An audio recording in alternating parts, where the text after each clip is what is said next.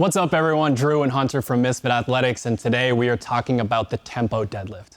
Inside of its own little bubble, the deadlift, when performed properly, is the GOAT of strength movements.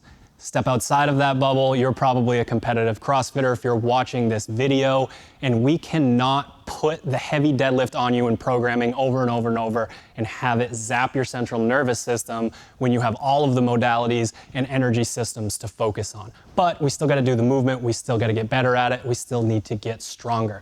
That's where the tempo deadlift comes into play. We lower the weight and we slow it down, which allows us to work on skill, but we up the time under tension, which allows us to get stronger, again, without zapping that central nervous system. To make sure that we're performing the movement correctly before we get into the how of the actual tempo portion, we're gonna go over the basics of the deadlift. So Hunter's gonna address the bar here, and we're gonna break this up into 4 phases. The first phase, he's going to drive his feet through the floor and get his knees out of the way, staying out over the bar. The second phase, we are looking for the shoulders to rise and the hips to come through, but without the knees coming forward. We really want to be able to use that leverage being out over the bar. Phase 3 here is reversing that. So he's going to go ahead and push his hips back and lower his shoulders. He's going to make sure he's at this point right here, especially when we get into the tempo here in a second. And as he passes his knees, his hips drop and he's back into that same position. Now let's talk about the tempo specifically a little bit more. We're gonna get a really good opportunity here to focus on these sort of 4 parts of the deadlift, but do not stop at any point during this. This is all sort of one fluid motion. No matter what we give you in the programming, or if you're doing something else, for the actual tempo itself, we are looking for the mechanics to stay the same, and depending on the weight, you're gonna be able to go a little bit faster or a little bit slower. So he's gonna address the bar again, and he is going to go through the floor to his hip, thinking about those same things.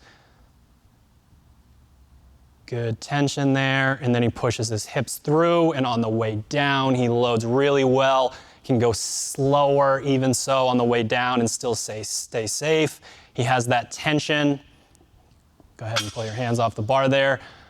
Maybe you're doing 1 rep, maybe you're doing 2 or 3. Really focus on feeling that tension if you're doing multiple reps at the bottom there.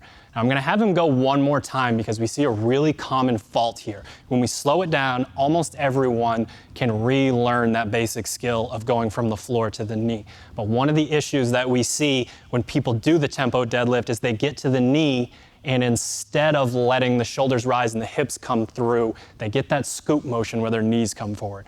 So I'm not gonna have Hunter do it the wrong way. He's gonna go ahead and lift the bar to his knees here, and I want him to really exaggerate from the knee to the hip, how his knees do not come forward. It's about his hips and his shoulders. Very good.